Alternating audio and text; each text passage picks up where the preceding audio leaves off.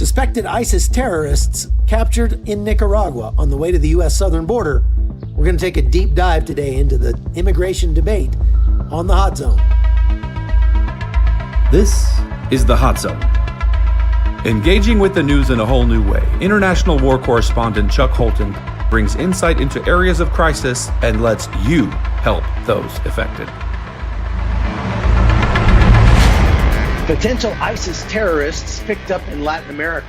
Bet you didn't hear much about that on the mainstream media, but you're going to talk about it today with my friend Todd Bensman from the Center for Immigration Studies. Todd, good to have you. Good to be here. Thanks. All right. So you've done some reporting on this Reuters report that came out just recently about 4 guys that were picked up in Nicaragua that were 2 Iraqis and 2 Egyptians that were on some sort of terror watch list. Tell me what you know about that.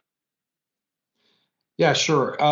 First, it helps to understand that there's an established migration bridge between the Middle East, places like Egypt and Syria and Iraq, and our southern border. And that migration occurs there and has for many, many years occurred on this bridge connecting that region with our border. So that's first of all. So we get a report, a few reports isolated that break out into the open media, open source, that Nicaragua, of all places, has apprehended 2 Iraqis, 2 Egyptians, and said that they were suspected ISIS. About a week earlier, the Department of Homeland Security had issued a intelligence alert to the Northern Triangle countries to be on the lookout for 3 individuals who were suspected ISIS terrorists. That bulletin leaked into the public. It was published originally by Breitbart. A week later, Nicaragua announces that they have found those 3 plus 1 additional Egyptian. So that's kind of the background to this.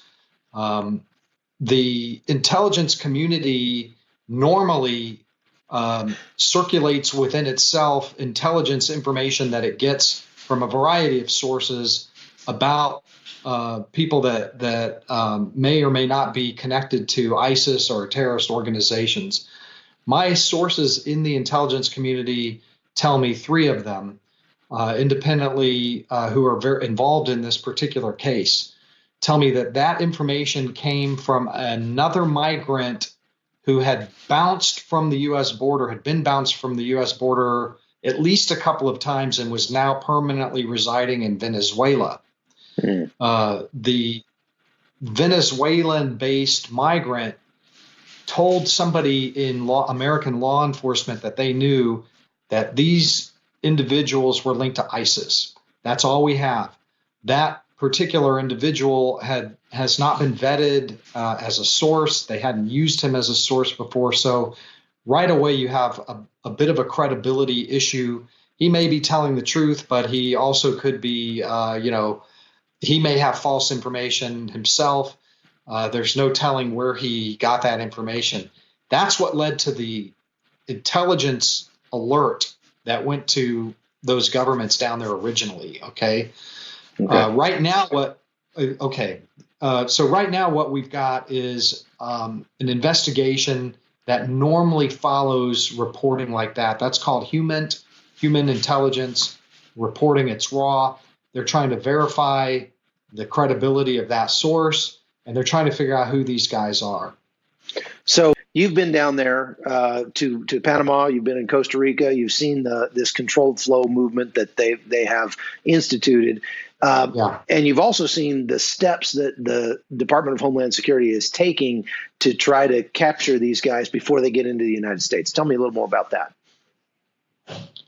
Okay, so the controlled flow policy is really a binational agreement between Panama and Costa Rica to just get the mass numbers of migrants that are moving from Colombia into Panama on their way to the U.S. border through their territories and gone.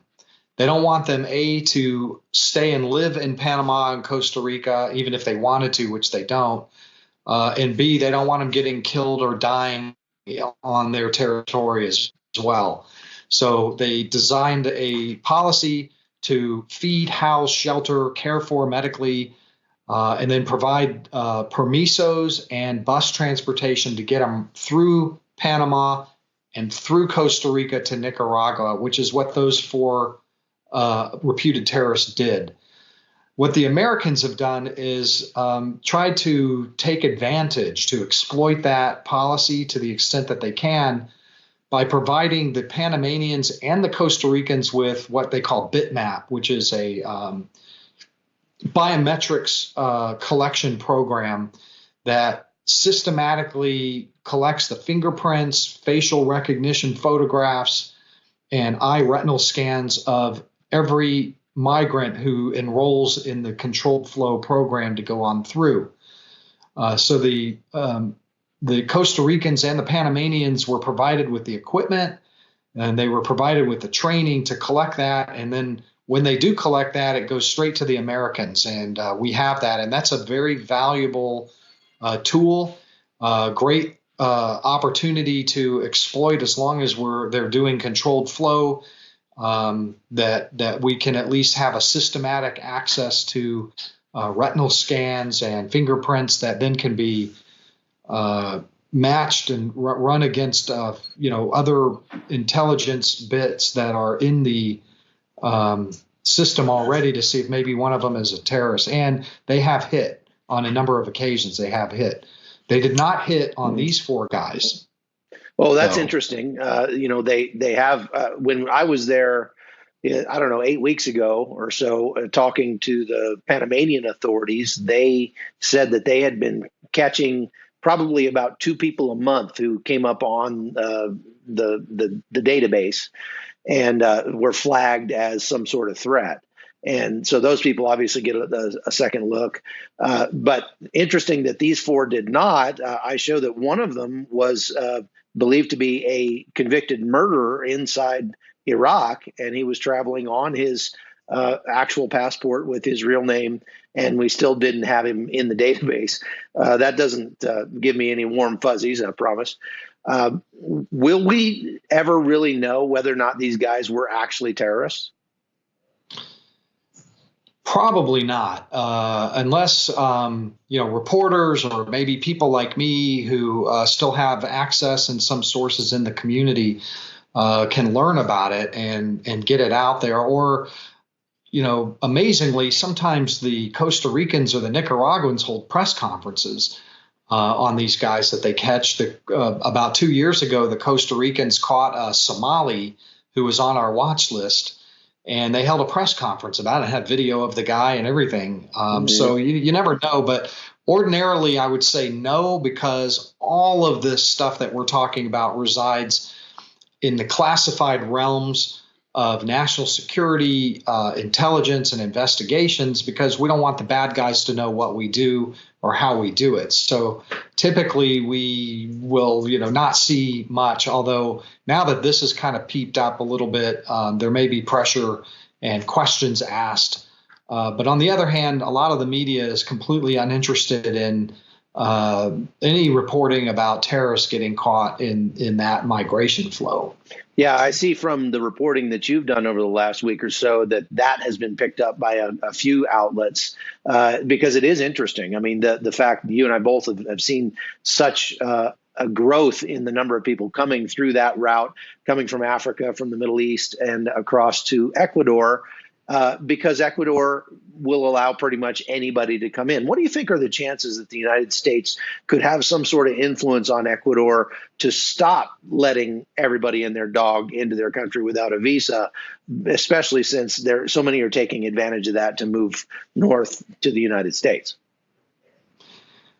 Well, 7 or 8 years ago, the U.S. State Department pressured Ecuador to stop doing this for Pakistanis and Middle Easterners. Because as soon as the Ecuadorians opened up their airports to the entire world, visa-free travel, I want to say in about 2008, Mm-hmm. And as soon as they did that, every human smuggler in the world who wanted to get people here, Chinese, Africans, Middle Easterners, this was, this was a windfall for them. This was fantastic for business, and it still is fantastic for business. Well, Pakistanis were coming in, Middle Easterners were coming in, and Iraqis, especially at the height of the Iraq War, Afghanis were coming in. So the State Department threatened to withdraw foreign aid if they did not reinstitute visa controls for Pakistanis and Iraqis and a certain few other nationalities. So the Ecuadorians at that time agreed to do it, and then I haven't heard anything since. So my presumption is that it's probably laxly enforced, if enforced at all. And maybe the Americans just forgot about what they had achieved there, but I don't have any indication at all that that's being enforced. Yeah, it doesn't seem like it. And I know back in 2016, there were 6 Pakistani terrorists that were apprehended in Panama and eventually deported. These had links to Al Qaeda. So it is definitely a risk. It's a threat to the United States. And you see more and more people taking advantage of it. And so what did you learn when on your trip to Panama and Costa Rica back last December about the way that people are funding their trips to get to the United States? Yeah, I'm not going to say that Russia is funding this in order to cause trouble for the U.S. I know that that's out there. Some people are sort of speculating about that. Really, where the funding typically comes from, from my experience, is that the families of those who are leaving their home countries, extended family and friends, will invest in, they'll make loans, just families will provide the cash that's necessary for a smuggling trip. It could be $20,000, $30,000, $40,000, $50,000. It's not cheap. Mm-hmm. And then the idea is they'll come into the U.S. and anchor in and then bring the rest of them over. So it's a great investment. The other source of funding is from those who are already here. So if you are a Somali and you got in and you're earning, driving a cab or working in a meat packing factory or whatever you're doing, you're going to send funds to your cousins and your brothers and sisters and whatnot to come in and bring them. And so it's a kind of a chain migration thing. Mm-hmm. That's generally how it works. Sometimes, I've interviewed quite a few of these migrants, and they'll say things like, well, I worked really hard and saved, selling water on the streets of Dhaka in Bangladesh, or my uncle Ahmed sold this piece of land. And that could be true. So you hear all sorts of different things. Yeah, and you do hear that a lot for sure. Let's talk about Operation Andes. Back in December of last year, Interpol arrested 49 human smugglers that were sort of facilitating this bridge from the Middle East into the United States through Latin America. What do you know about that? Well, we do. Interpol and the United States and task forces are in a steady state of doing operations to sweep up human smugglers and drug smuggling and weapons smuggling. And Operation Andes was another one of those that was led by Interpol this time. And the interesting thing about it, and it targeted Panama, Costa Rica, Colombia, kind of that tri-country region, and also deeper into South America as well, because the tentacles go all around. But and they arrested dozens of smugglers and weapons traffickers. And in the press release that I found interesting, because I'm always looking, is that they noted briefly that they also had rounded up people with terrorism connections, Islamic terrorism connections. Now, because of what I was telling you before, that this kind of information almost always resides in the classified realm, we didn't learn anything more about that. So, but but what that gets at is the fact that we are on a fairly regular basis. We, meaning the United States, Homeland Security Investigations, ICE, CIA, Southcom, Northcom, and our partners down there are picking up people who have terrorism connections, people who are on terrorism watch lists. My sources tell me that between 2012 and 2017 on that route, they picked up about 100 migrants from the Middle East and elsewhere who were on terrorism watch lists. So it didn't surprise me at all to see Operation Andes pick off a couple of guys that seem to have what they call terrorism connections. Right. And, what is striking to me is just how much they are kind of taking advantage of the fact that these Latin American countries don't want them to stay in their country. And so they're hastily shipping them north. And so Panama buses them to Costa Rica buses them to Nicaragua buses them to Honduras, and so on and so forth, all the way to the United States. And if it weren't for the fact that these countries are making it easier for people to get there, they've sort of established this infrastructure now to ship people all the way to the U.S. southern border, then people probably wouldn't come, because if they had to walk from Ecuador all the way to the United States, they'd never make it.